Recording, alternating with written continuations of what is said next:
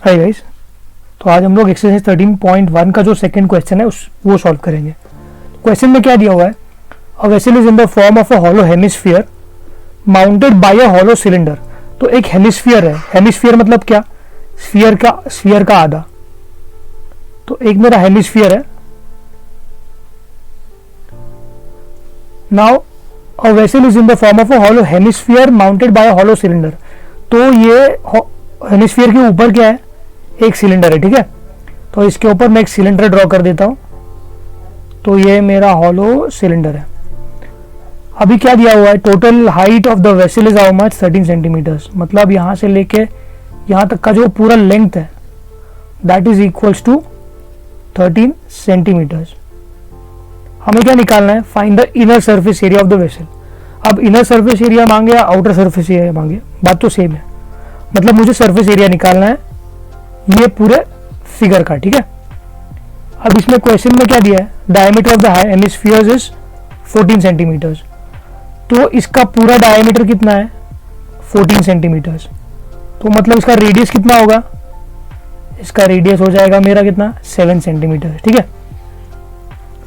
तो अगर पूरे वेसल का हाइट 13 सेंटीमीटर है और हेमिस्फीयर का रेडियस अगर 7 सेंटीमीटर, अगर आप यहाँ पे देखोगे हेमिस्फीयर का जो हाइट है और रेडियस है वो दोनों सेम है। तो रेडियस अगर 7 सेंटीमीटर है तो सिलेंडर का हाइट कितना होगा, सिलेंडर का हाइट हो जाएगा 13 minus 7, so that will be equals to 6 centimetres. तो इसका हाइट हो गया 6 और इसका हाइट हो गया 7, दोनों मिलके हो जाता है 13, ठीक है।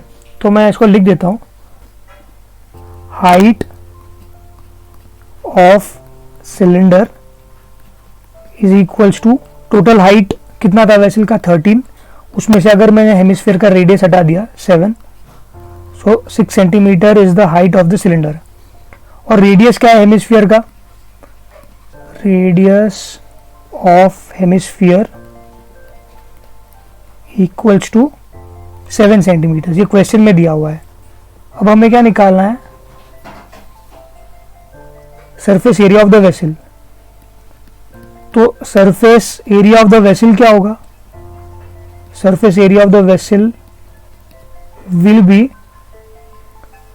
सिलेंडर का एरिया प्लस हेमिस्फीयर का एरिया, ठीक है। तो यहां पर मैं लिख देता हूं, surface area of cylinder plus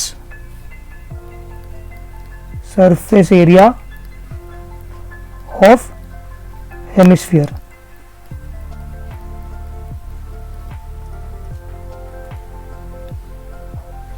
तो फिर फिगर आप फिगर में देखोगे तो इसमें मुझे टोटल सरफेस एरिया निकालना है, कर्व्ड सरफेस एरिया निकालना है।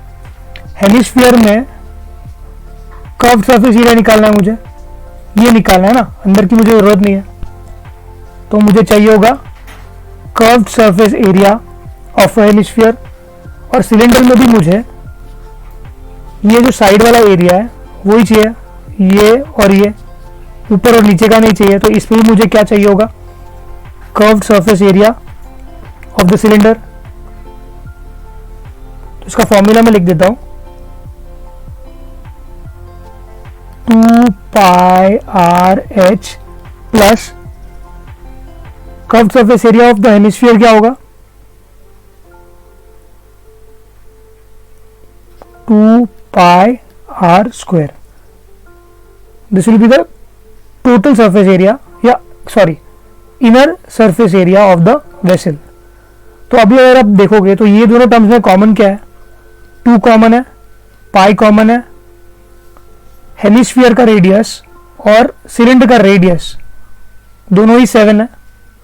तो रेडियस भी कॉमन है, उसको भी कॉमन निकाल देता हूं। तो अंदर क्या बचेगा मेरा, h प्लस आर, ठीक है।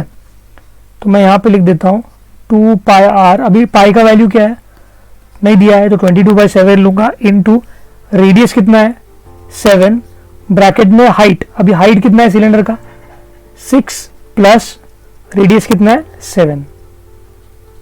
तो अगर आप यहां पे देखोगे 7 7 कट जाएगा, तो क्या बचेगा मेरा 2 इंटू 22 इंटू 7 प्लस 6 13, तो 44 इंटू 13 निकालना है मुझे। 44 इंटू 13 कितना बन जाएगा मेरा 572 centimetre square. So therefore final answer में लिख देता हूं, तो therefore the inner surface area of the vessel is 572 centimetre square. ये सेंटीमीटर स्क्वायर लिखना मत भूलिए, अगर आप ये इसका डायमेंशन लिखना भूल जाते हो तो उसका आधा मार्क कट हो जाता है। So therefore the inner surface area of the vessel is 572 centimetre square, full stop.